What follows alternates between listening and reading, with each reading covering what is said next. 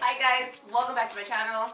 Once again, happy that you're here. And if you're here and you haven't subscribed, what are you waiting for? Please subscribe. Help a sister out. You know what I'm saying? Today's video is going to be about travel and how to plan your vacation, especially when you are on a tight budget, or you're a single parent, you're a student, or you just don't have it like that. This is how you're going to plan your vacation. If you want to learn more, stay tuned. First tip is, how do you start saving money for your trip?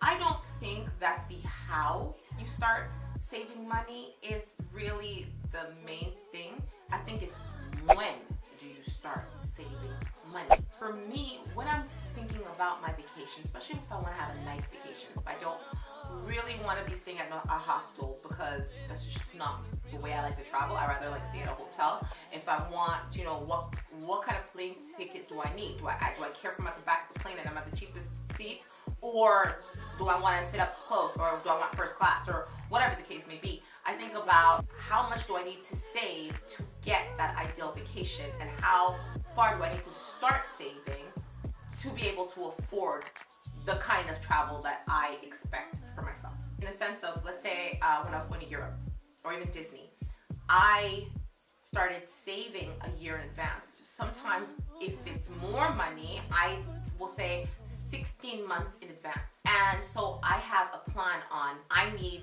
my ticket is going to be, let's say, $600 for your ticket. Wherever you're going, let's say the ticket alone is going to be $600. So I plan how much I'm going to save every month, and when I'm going to buy that ticket, if that makes sense.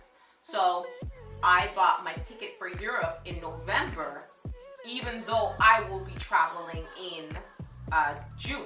Why? Because I would say 6-7 months before the trip, the tickets are kind of cheap because they're filling up the plane still. It's not like half booked, because when the plane is half booked, then you see the price go up more. And then obviously there's the last minute deals, but then I don't want to be so last minute. I'm a little bit of a planner like that, so I go, okay, I want to go in a year from now, so I'm going to start looking at what the average cost of a ticket is. So if the average cost is $600, I know I'm going to have to save up minimum $600 to get on my trip. Now, if I see a ticket for $450, I have the money already accumulated. I can book, and I'm good to go. And there, I already know I'm going on this trip. I'm fine. The next thing is, before all of that, you have to figure out where you're going. Where is it that you want to go? I hear a lot of people say, I really want to go to, let's say, South Africa, but it's going to cost a lot of money, and blah, blah, blah, blah, blah, and you're going to whine. No. Look at how much it's going to cost you to actually have a nice vacation in South Africa. Let's say they say, okay, you need minimum $150, and TripAdvisor is really good for that. You can Google how much it costs to eat from TripAdvisor. You can do how much it costs to travel, hotel. You can see people are there. They're giving you tips, like people who have already been there. They're saying, oh, well, it cost me, $22 US to eat, for the day. So then if you're in Canadian or pounds or euros, whatever money currency that you're using, you know how much it's going to cost you. You kind of have an idea of how much it's going to cost you. And some people say, well, we were 2 people and it cost us this, but we didn't eat breakfast, or breakfast is served at the hotel, or you know what I mean? So you can arrange your trip and know where you want to travel to, and kind of guesstimate how much it's going to cost you to get there. Let's say your next trip is going to be South Africa. You can say, okay, I'm going to look at what other people are saying it's going to cost, and I'm going to budget myself that, and I'm going to give myself, let's say, 2 years to save up that money to get there. It's as simple as that. It's giving yourself time to accumulate so that you are able to go on the trips. I know that you're going to see YouTubers or people around you who are traveling every minute, every second. You don't know their pockets. You don't know why they're traveling. You don't know how they're paying for it. You don't know what's going on with them. Focus on yourself. If you can only afford to take a trip every every other year, then take a trip every other year. If you are able to take afford to only go on a vacation in every 5 years, then wait your 5 years. But think of it less of waiting for your trip, more building up that anticipation for your trip, if you get what I'm saying. So there's almost that excitement because you know you worked really hard, you planned it the way you wanted to do it, and you can experience the travel the way you feel like you need to, and not following other people's idea of how your trip should go. The next one is gonna be, how do you book your trip right? Okay, now this is a touchy subject. Some people believe that they should use, cheapflights.ca, some kayaks, some sky scanners, some directly through the airline. So it's a bit controversial because everybody's everywhere. But for me, I find I use cheapflights.ca. I find the cheapest flight for the time that I want to go, because I find if I give myself a leeway, so I say, okay, I want to leave between June and let's say August 30th.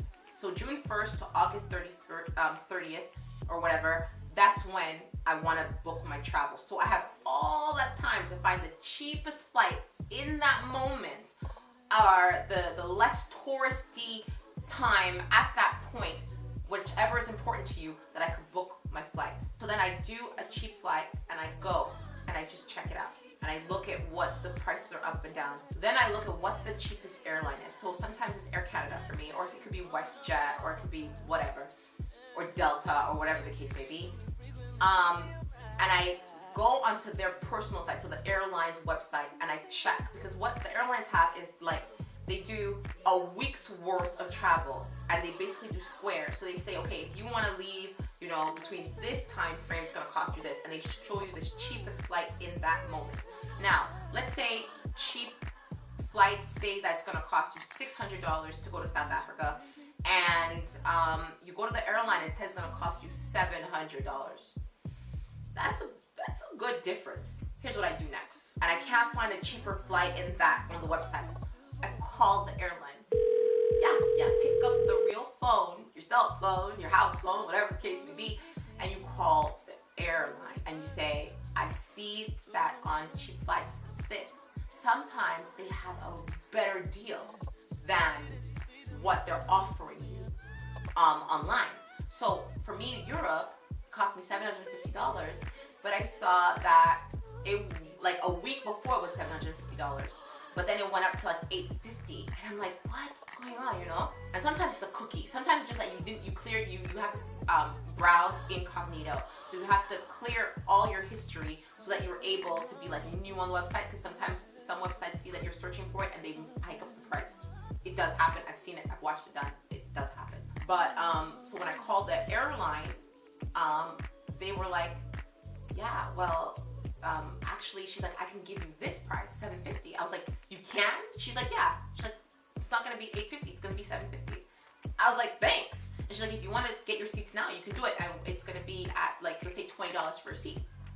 No problem, because one, it's like, it was almost like 6-7 months in advance, so it was even better for me, because I was like, she was like, you're like one of the first. You can pick anywhere you want to sit on the plane. Like that's how I ended up moving seats, because the plane, all the seats were available. I didn't have to rush, didn't have to do anything. It was there. So I would say, call the airline. If you saw a price and you remember seeing that price, call the airline and see what they can do for you. It's, you might be surprised. This is part 1, because I feel like this video is getting a little long. So this is part 1, and I'm gonna do a part 2, and it's just gonna be about the other sides of traveling, like booking hotels and stuff like that. So anyways, thank you for watching. Like, subscribe, follow me on social media. I'm there. Click the bell. Do what you do. I'm out.